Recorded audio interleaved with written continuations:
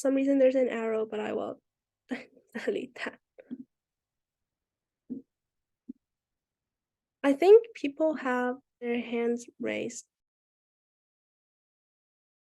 Does anyone have a question? Wait, is somebody drawing on this? Oh, yes, because our recorder for this multicultural, for some students, they will miss this program, but they want to share it after today's, so we get the recording.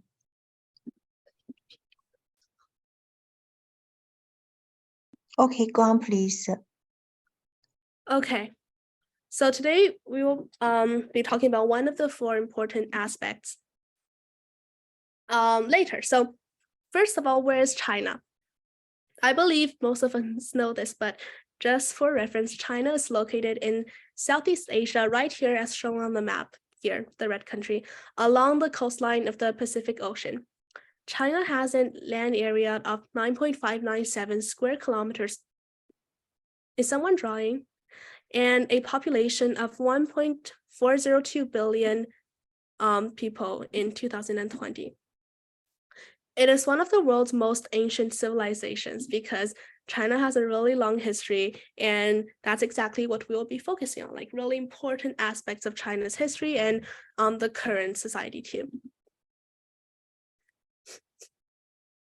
Okay, so this will be the first part we're going to be talking about, which is what we're talking about today. And it will be traditional music and painting.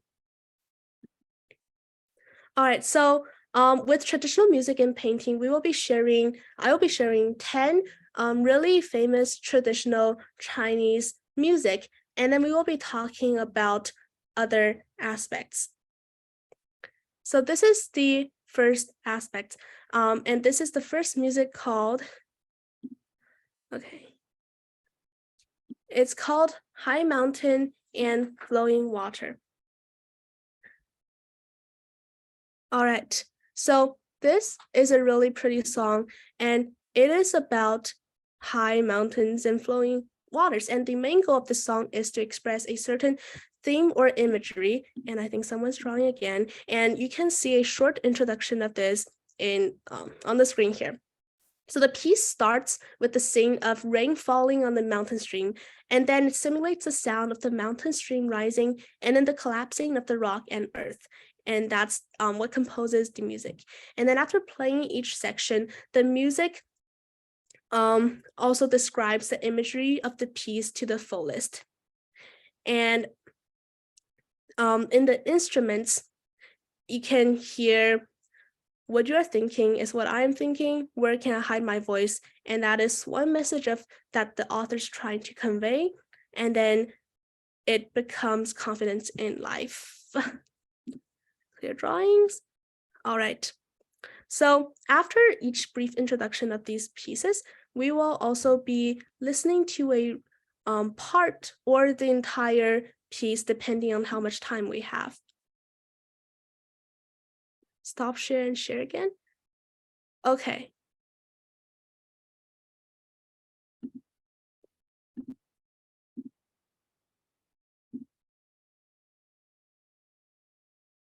Sorry, I am not able to let people unmute because I don't know if I am actually able to do that.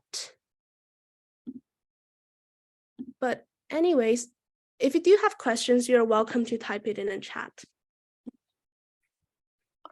Hello, everyone. Because we have the Q&A time, so would you please leave your question after our Q&A time? Okay, yes, Jasmine, please go on. Thank you. Okay, so we will be listening to this music here. Is everyone able to hear the sound? No? Oh, okay. Okay, here, share sound. I think you should be able to hear it now. Oh, sorry.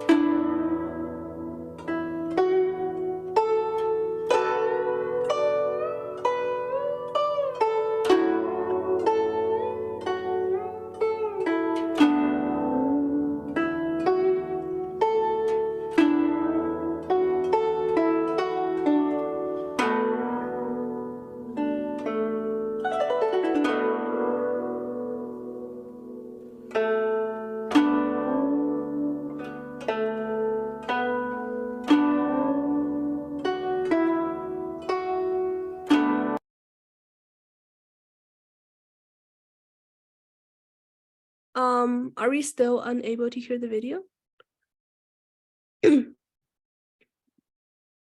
All right.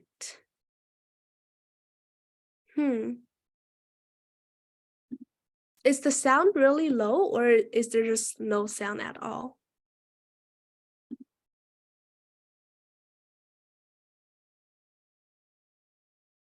Okay, I will reshare my screen and try if it works.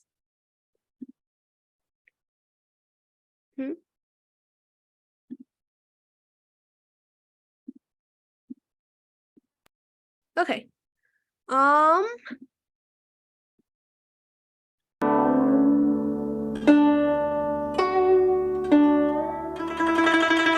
Is there sound now? Okay, that's yes. all right. Okay.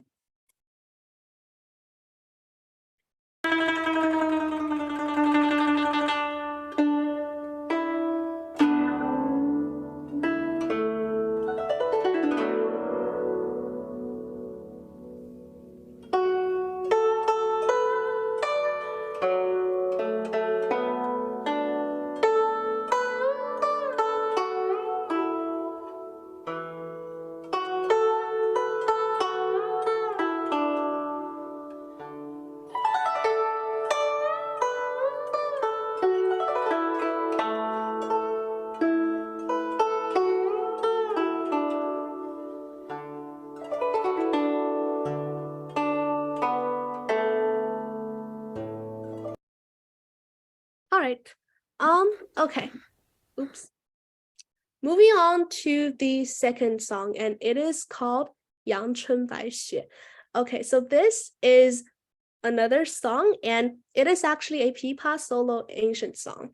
Now, the pipa is a really traditional instrument in China, and the song is said to have been composed by the quote-unquote saint of music during the spring and autumn period, meaning a really famous and skillful composer.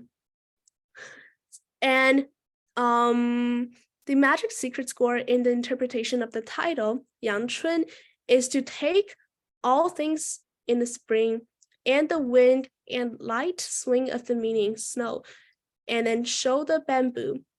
And the song has a really fresh and smooth melody and a lively and light rhythm, which is what makes it a really good song.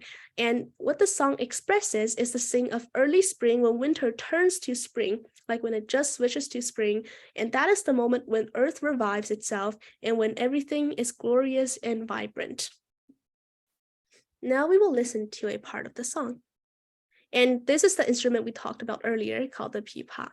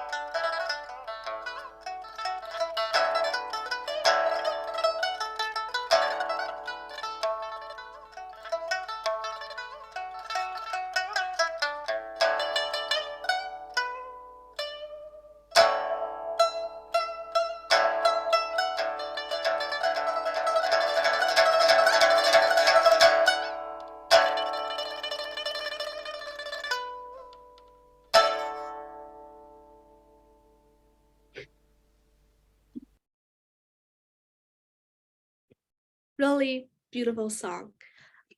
So the third song I'm sharing with you is called The Question and Answer with Fisherman and the Woodcutter. So this song is a really famous Chinese guqin piece, and guqin is another really traditional Chinese instrument, just like the pipa, except they are two different instruments played in two different ways, but they are all string instruments. And this song is one of the top 10 ancient pieces in China.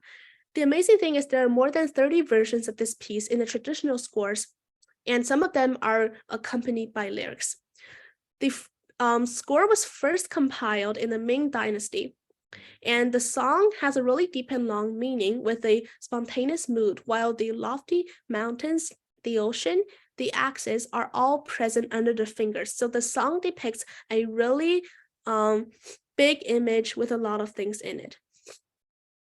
Because the music is accurate and vivid, it has been widely circulated among people who play the guqin in recent centuries. And later, the song has lyrics added to it. In the Qing dynasty, the people who played the guqin omitted the lyrics and changed the tune slightly, making it an independent instrumental piece. The song is beautiful and clear, with the melody depicting a dialogue between a fisherman and a woodcutter, and that is where it got the title of The Question and Answer with the Fisherman and Woodcutter. Now we're going to listen to a part of the song. We're not going to finish the entire song, but we are going to listen to a part of it.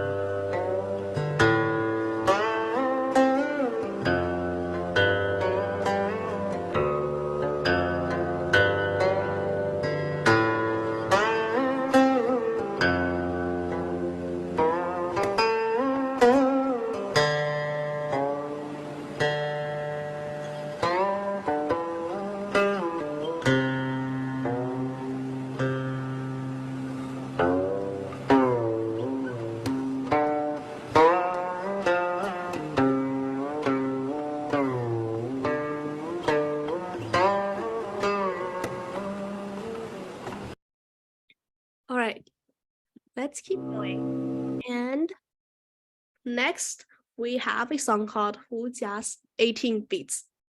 So this song was composed by a really famous writer and another composer who plays the guqin, just the same instrument shown in the last song. And it was composed in the late Han Dynasty. And this song is about a person singing a long poem about her sad life and her homesickness for her son. Now, this is a really ancient music and song, and the reason why it's called 18 beats is because there is one chapter signaling each beat, and there is a total of 18 chapters. So that is why it's called Gssya 18 beats. So that is a really brief introduction, and we can move on to listening to parts of the song.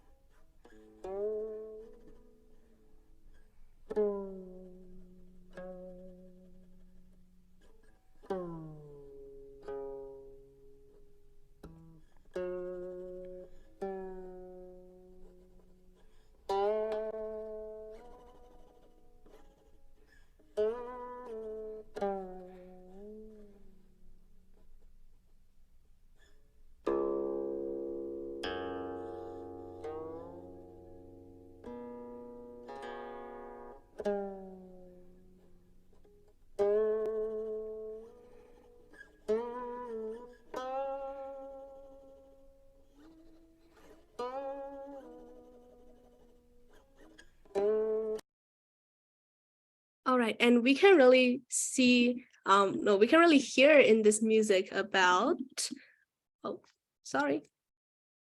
about the sad mood that it is giving to us with the slow beats and melody. So here is the next song, and it is called Guangling San. So this was originally a folk song music from Guangling in the Eastern Han Dynasty, but it was related to an assassination of Han because of Cai Yong. Okay, so now let's see what this music says about the assassination and how the music depicts the event with the melody.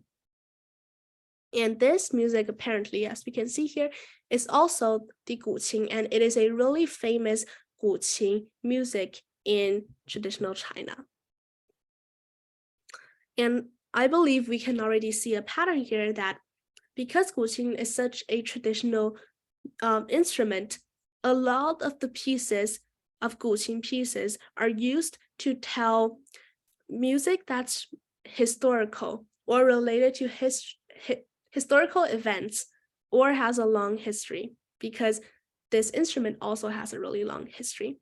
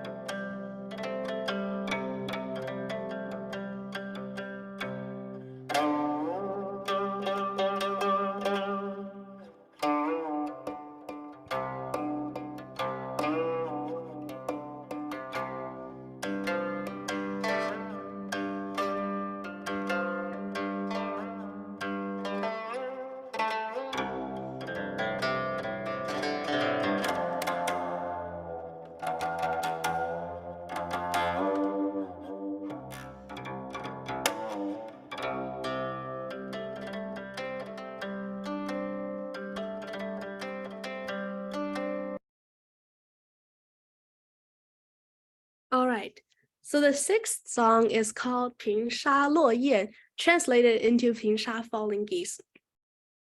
It might have a weird name, but it is actually the most widely circulated ancient guqin piece in the past 300 years. And this is, we already have a lot of guqin pieces right now, and this is another one of it, which emphasizes the how important the guqin is to Chinese culture. Now, this song has more than 50 different scores.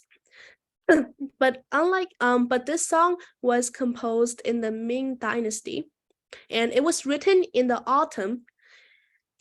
And it shows the calm wind and the flat sands, and it shows that the clouds are flying in the sky. The far-ranging ambition of the partridge is used to write the heart and mind of the scholar. The rhythm of the whole body is vanishing, and the first play is like a wild goose coming to the guest, extremely indistinct in the clouds, sequential goose line 2 in song, abruptly hidden and abruptly revealed, as if to come. It is going to also fall, look back around, spin, and then fall again. So it is about the movement of the goose. And then there is also geese 3 or 5 in a group, flying with song, and then showing the right feelings through the falling geese. Okay. So in the times when this song was composed, the Ming Dynasty had a lot of internal and external problems, and that makes this song unique because it was composed in such a special time. And we're going to listen to about 3 minutes of this song.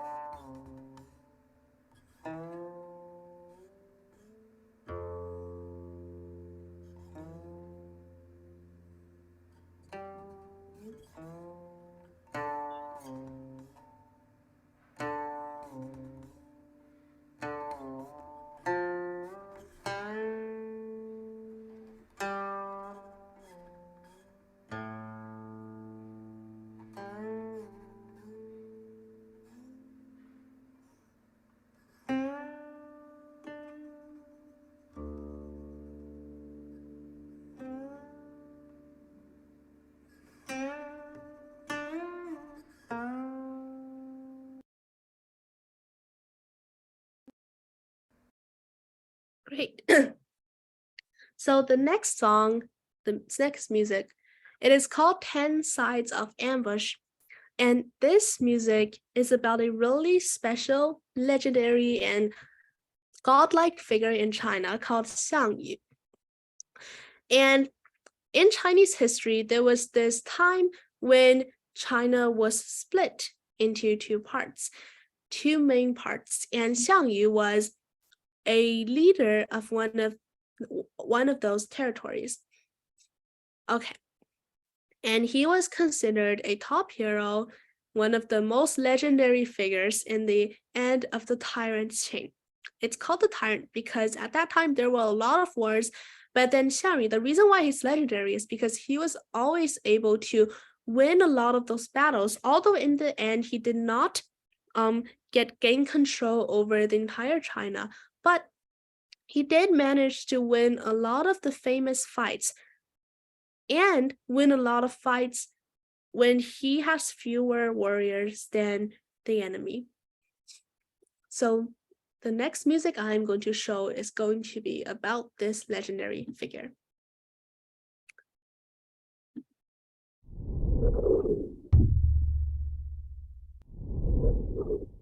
And as we can see here, this music is going to be performed with the instrument pipa. And we had one music with this instrument before. It is another traditional Chinese instrument.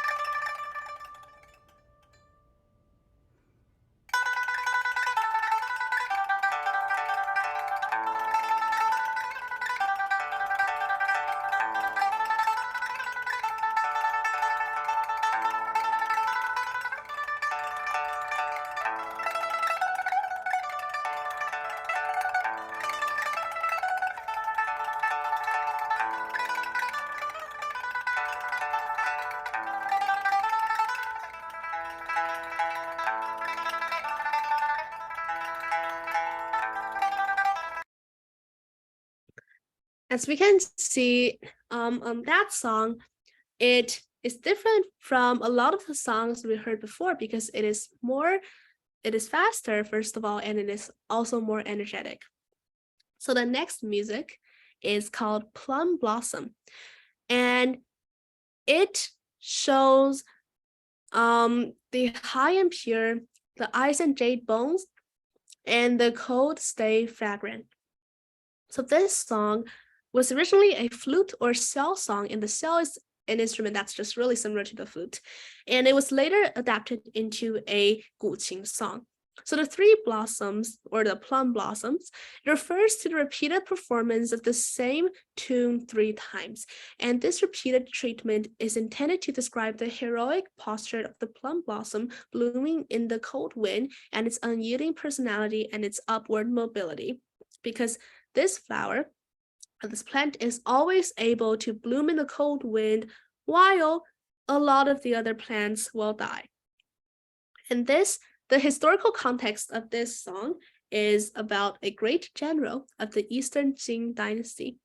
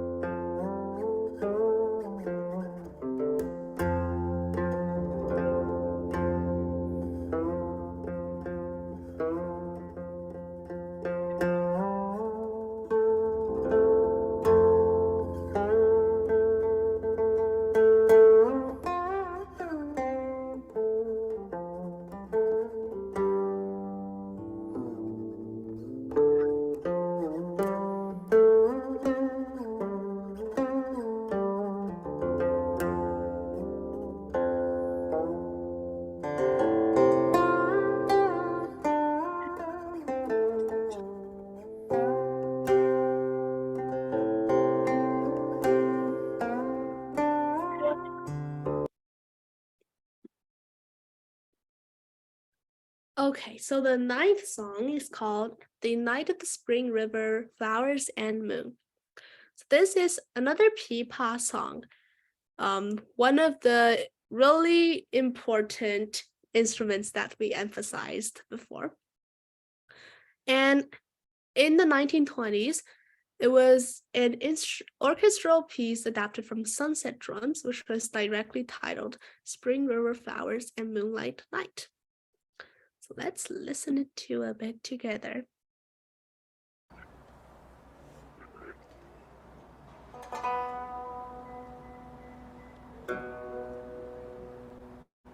And just to clarify, the video I'm showing here is in Guqing, but the song itself has a lot of versions, including the pipa and Guqing, and both instruments, because the song was traditional, and so it can be played in both traditional instruments too.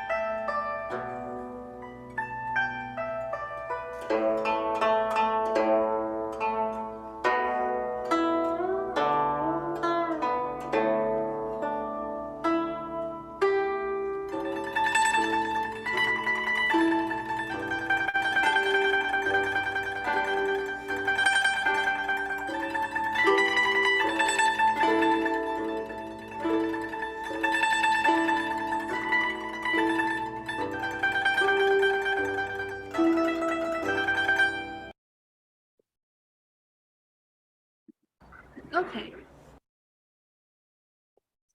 So now we're going to share the final music called Autumn Moon in the Han Palace.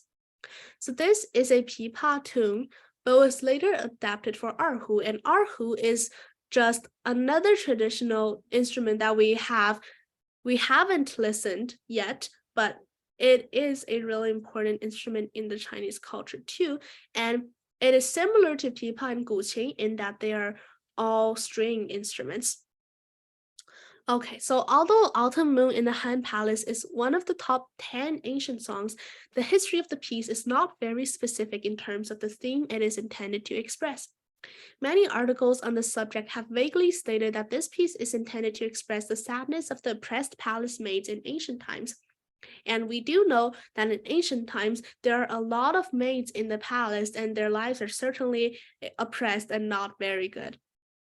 Now, in the early Han Dynasty, most of the founding fathers were of humble origins, and most of the concubines and courtesans were of humble origins too.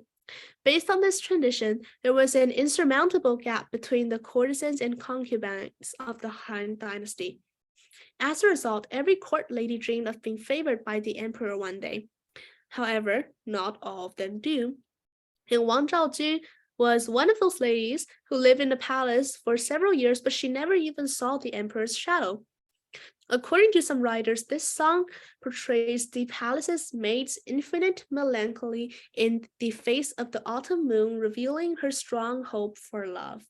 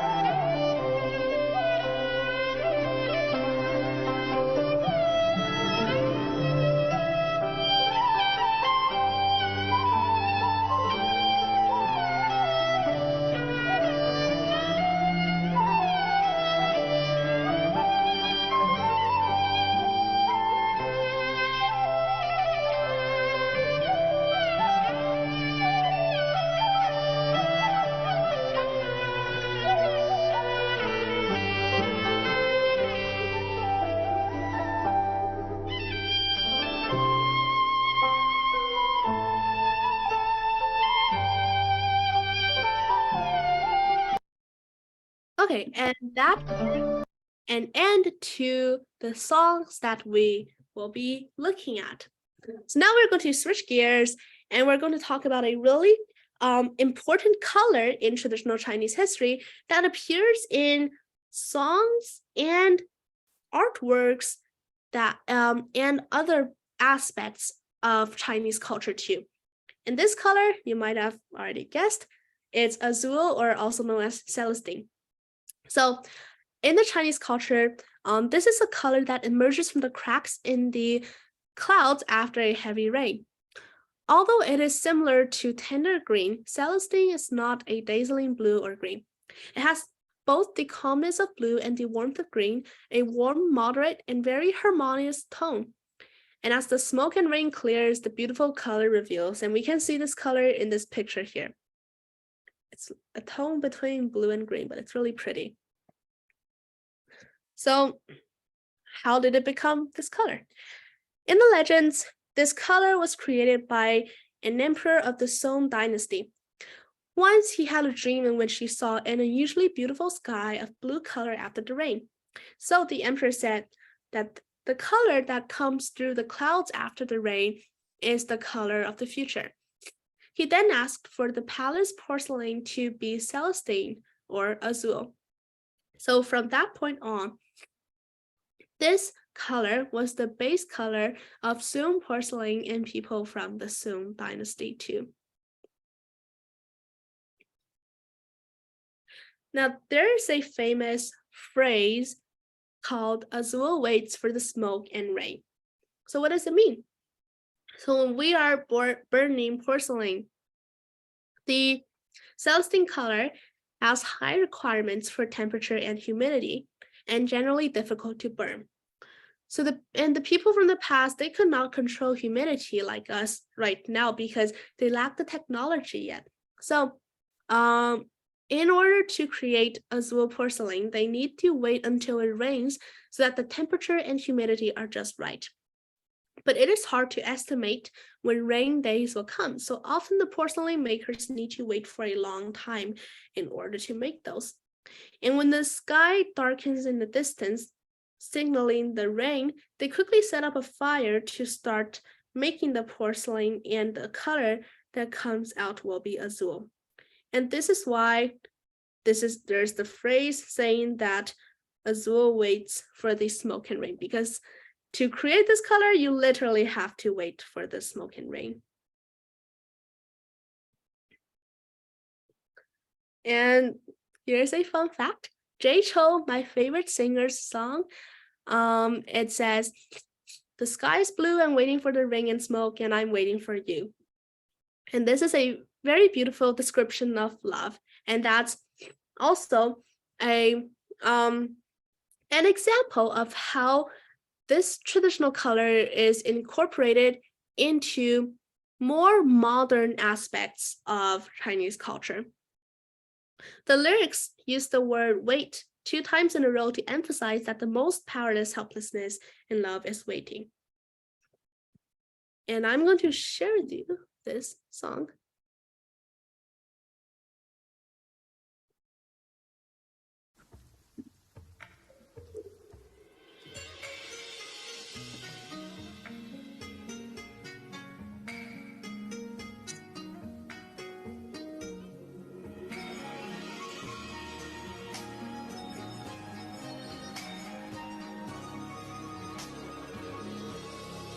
苏北勾勒出情话，笔锋浓转淡，平生描绘的牡丹，一如你橱窗，冉冉沉香透过窗，心事我了然，宣纸上走笔至此各一半，有色渲染仕女图，韵味被私藏，而你嫣然的一笑如含苞待放，你的美一缕飘散，去到我去不了的地方。天青色的烟雨，而我在等你。水烟袅袅升起，隔江千万里。在平地书痕里放前朝的飘逸，就当我未遇见你伏笔。天青色的烟雨，而我在等你。月色被打捞起，晕开了结局。如传世的情话，字字古字美丽，你眼带笑意。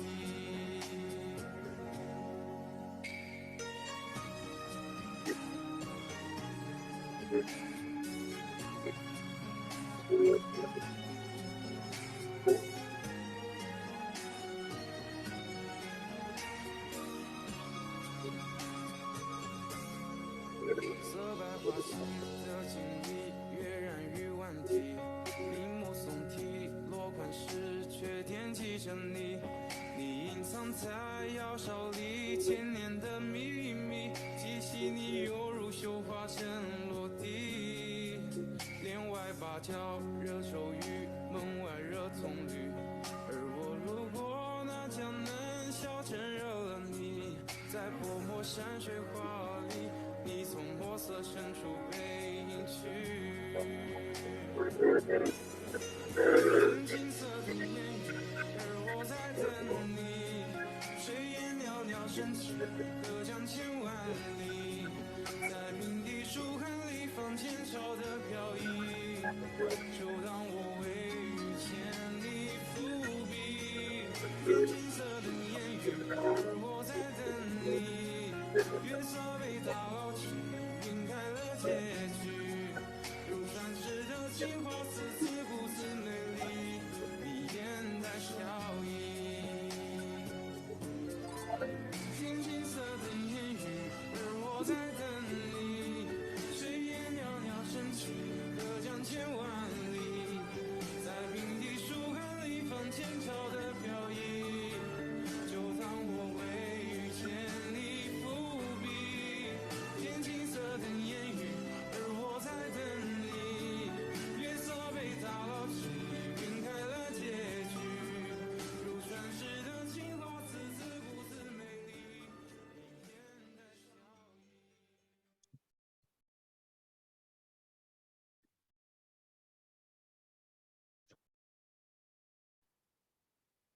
Yep, so that was the song.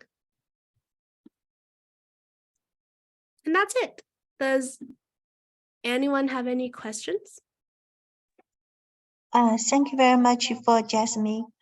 Your presentation is so good. Thank you very much.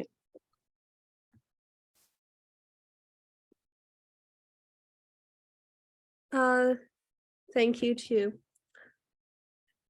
Are we supposed to have Q&A time now? Yes. Okay,